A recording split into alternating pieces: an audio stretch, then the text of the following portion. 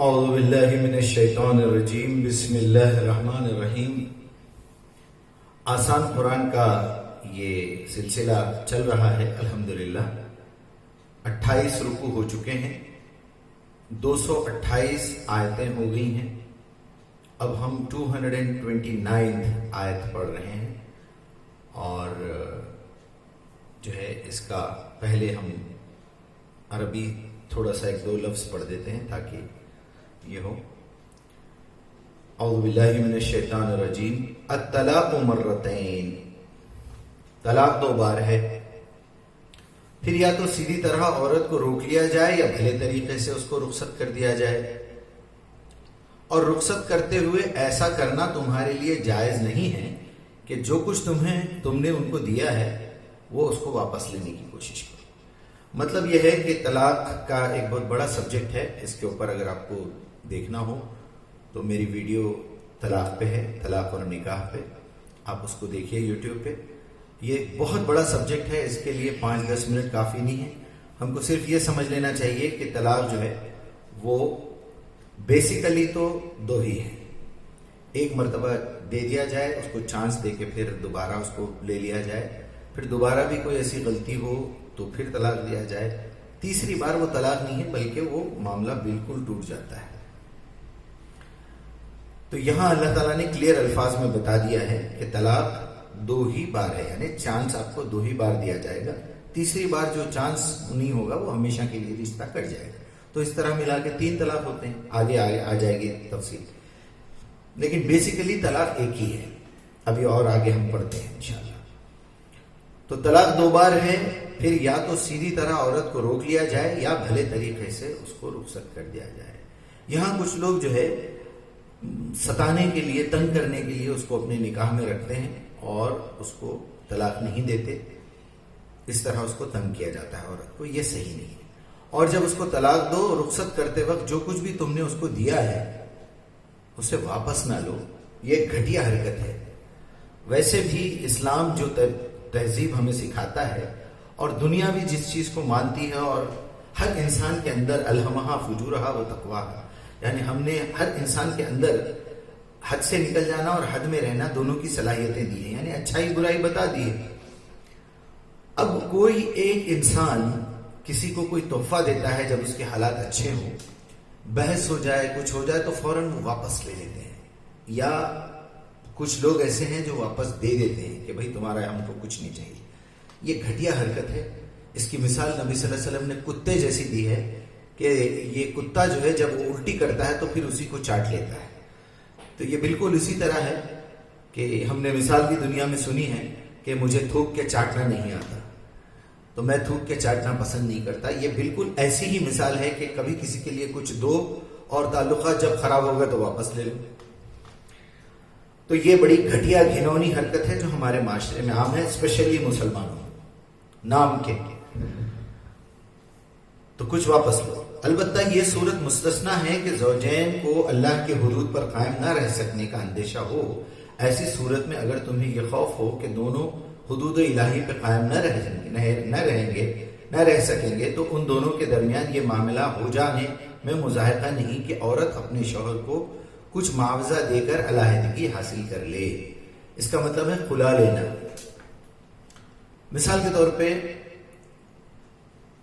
اگر بیوی کا قصور ہے یا شوہر اس کو طلاق دینا چاہتا ہے تو اسے طلاق کہتے ہیں، لیکن بیوی اپنی طور پہ طلاق لینا چاہے تو وہ اسے خلا کہتے ہیں اسلام کی لینگویج میں۔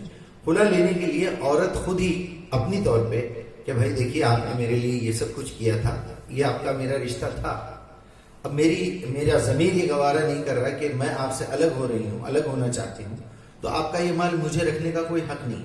تو دونوں کی علیحدگی ہونے سے پہلے، دونوں علیحدہ ہونے سے پہلے دونوں آپس میں انڈرسٹینڈنگ کر کے اگر عورت اپنی طور پہ کچھ چھوڑ دے تو یہ اس کے مرضی پہ ہے۔ یہ اللہ تعالیٰ کہہ رہا ہے یہاں پر، وہ کوئی مضاحقہ نہیں کہ شوہر کو کوئی معاوضہ دے کے علیحدگی حاصل کر لے کہ بھائی آپ نے جو دیا تھا وہ لے لیجئے اور مجھے آزاد کر دیجئے۔ یہ اللہ کی مقرر کردہ حدیں ہیں، ان سے تجاوز نہ کرو۔ یہ بارڈرز ہیں جو اللہ نے قانون بنایا ہے، اور جو لوگ حدود الہی سے تجاوز کرتے ہیں وہی ظالم ہیں۔ یہاں جا کے دیکھیے کورٹ میں کتنے کیسز ہیں، اور جو ہے غیر مسلم مسلمانوں کا فیصلہ کر رہے ہیں. اللہ نے کہا ہے وَمَن لَّمْ يَحْكُم بِمَا أَنزَلَ اللَّهُ فَأُولَٰئِكَ هُمُ الْكَافِرُونَ هُمُ الظَّالِمُونَ هُمُ الْفَاسِقُونَ. ایک مسلمان انسان اپنے ہاتھ میں اپنے گھر میں اللہ کا کتاب، اللہ کی کتاب، اللہ کا قانون رکھتے ہوئے غیر مسلموں سے فیصلہ کروائے، اب اس کے کافر ہونے میں اور کیا بچاتا ہے؟ اس اعتبار سے کسی بھی مسلمان کو اپنی پرابلمز لے کے کسی غیر مسلم کے پاس جانا حرام ہے. پولیس اسٹیشن جانا، کورٹ میں کیس کرنا، یہ بالکل غلط ہے. ہمارے پاس ایسی کمیونٹی ہونا چاہیے، ہمارے پاس کچھ ایک ایسی ایڈمنسٹریشن ہونا چاہیے جس میں وہ لوگ بیٹھ کے فیصلہ کریں کہ بھائی قرآن کو کھولیں، اللہ کے نبی کے احادیث کو کھولیں، صحابہ کرام کے ساتھ جو معاملات ہوئے ہیں اسے کھولیں، تاریخ پڑھیں، چیک کریں، اور پھر اگر ہم واقعی مسلم ہیں، مومن ہیں، تو اس میں جو قانون لکھا ہوا ہے اس پہ فیصلہ کریں. معاملہ تو اس وقت یہ ہے کہ ہمارے مسلمانوں میں جو آج کل کے نام کے مسلمان یا خاندانی مسلمان کہہ لیجیے آپ، ان لوگوں میں قرآن کا علم ہی نہیں ہے. ان کو پتہ ہی نہیں ہے کہ ہمارے پاس جو ہے طلاق کا کیا معاملہ ہے. ہمارے بڑے بڑے علماء کو نہیں معلوم ہے، ہمارے لیڈرز کو نہیں معلوم ہے کہ طلاق کا اصل مسئلہ کیا ہے. جو قرآن سے ڈائریکٹ نص ہم کو ملتی ہے، سنی سنائی بھی باتوں پہ کہانی چل رہی ہے. تو اللہ معاف کرے مجھے، سبھی ایسے نہیں ہیں، اس میں سے کچھ سمجھدار بھی ہیں. تو اس میں بڑا خاص طور پہ یہ معاملہ کوئی مذاق کھیل نہیں ہے. لوگ جا کے جو ہے ویسٹرن کنٹریز میں اپنی اوریجنل بیوی کا طلاق نامہ پیش کرتے ہیں جھوٹا، تاکہ وہاں کسی گوری یا گالی سے پیپر میرج کر لیں اور جو ہے ویزا پکا کر لیں. تو وہاں جس کے ساتھ آپ پیپر میرج کر رہے ہیں وہ کسی اور کے ساتھ رہتی ہے، اس کا جسمانی تعلق کسی اور کے ساتھ ہے. اور یہاں آپ کی جو جائز بیوی ہے جس کو آپ نے پیپر پہ طلاق دیا ہوا ہے، وہ یہاں جو ہے آپ کا انتظار کر رہی ہے اور آپ اس کے ساتھ چھٹی پہ جا کے وہاں ساتھ رہتے ہیں. تو یہ اللہ کے قانون کے ساتھ کھلواڑ مت کیجیے. آگے آپ کو پتہ چل جائے گا اسی آیتوں میں. ہاں اندیشہ ہو تو ایسی صورت میں کوئی مذائقہ نہیں ہے اور اپنے شوہر کو وہ کر کے علیحدگی لے لے، یہ اللہ کی مقرر کردہ حد ہے. اچھا اس کے آگے بڑھیے. پھر اگر دوبارہ طلاق دینے کے بعد شوہر نے عورت کو تیسری بار طلاق دے دی تو وہ عورت پر اس کے لیے حلال نہ ہوگی، ختم. اب یہاں آپ نے تیسری مرتبہ طلاق دے دیا تو اب دوبارہ واپس پلٹنے کا کوئی چانس نہیں. ہاں الا یہ کہ نکاح کسی دوسرے شخص سے ہو اور وہ اسے طلاق دے دے، یعنی پھر طلاق کا یہی پروسیجر ہونا چاہیے. تب پہلا شوہر اور یہ عورت دونوں یہ خیال کریں کہ حدود الہی پر قائم نہیں رہ سکیں گے تو ان کے لیے ایک دوسرے کی طرف رجوع کر لینے میں کوئی مذائقہ نہیں. اس چیز کو بھی کھیل بنا لیا گیا ہے، اسے حلالہ کہتے ہیں. یعنی ایک شوہر سے طلاق ہو گیا پورے پروسیس کے ساتھ، پھر وقت گزر گیا، عدت گزر گئی، کسی اور شخص کے ساتھ اس نے شادی کر لی، پھر اس کے ساتھ بھی وہی پرابلم ہوا، اس نے بھی طلاق دے دیا. اب اس کے بعد پھر اکیلے رہنا جو ہے مشکل ہو رہا ہے. بجائے میں کوئی تیسرا شوہر کروں، اگر پرانے شوہر سے پہلے شوہر سے معاملہ ٹھیک ہو سکتے ہیں، اپنی غلطیوں کا احساس ہو جائے، کچھ ہو جائے تو پھر آپس میں یعنی نیچرل طریقے سے اتفاق سے ایسا ہو جائے تو ٹھیک ہے، ورنہ جان بوجھ کے کرنا بہت بڑا گناہ ہے. اللہ کے نبی نے لعنت فرمائی ہے. اللہ کی لعنت ہو، اللہ کے نبی کی لعنت ہو اس پر، اللہ تمام فرشتوں کی، تمام مسلمانوں مومنوں کی لعنت ہو جو حلالہ کروانے والے مرد، حلالہ کروانے والی عورتوں، تو ان پہ تمام پہ لعنت کیا گیا ہے. ایسا کرنا بالکل غلط ہے. یہ اللہ کی مقرر کردہ حدیں ہیں، تم ان کے قریب بھی نہ پھٹکنا. پھر ایک بار بھی سمجھایا جا رہا ہے جن لوگوں نے اللہ کی ہدایت کو واضح رکھا اور اس کی حدود توڑنے کا انجام جانتے ہیں، یہ ایسے لوگ ایسی حرکتیں نہیں کرتے. اس کے آگے ہم پڑھتے ہیں اور جب تم عورتوں کو طلاق دے دو اور ان کی عدت پوری ہونے کو آ جائے تو یا بھلے طریقے سے انہیں روک لو یا بھلے طریقے سے اسے رخصت کر دو. محض ستانے کے لیے انہیں نہ روک رکھو، یہ زیادتی ہوگی، اور جو ایسا کرے گا وہ حقیقت میں اپنے آپ پر ہی ظلم کرے گا.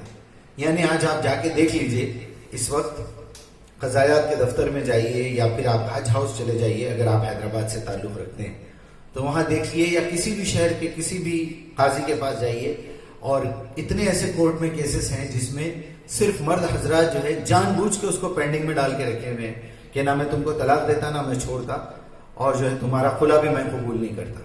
ایسی صورت میں جو بھی گناہ ہوگا اس کی ذمہ دار جو ہے دونوں ہوں گے.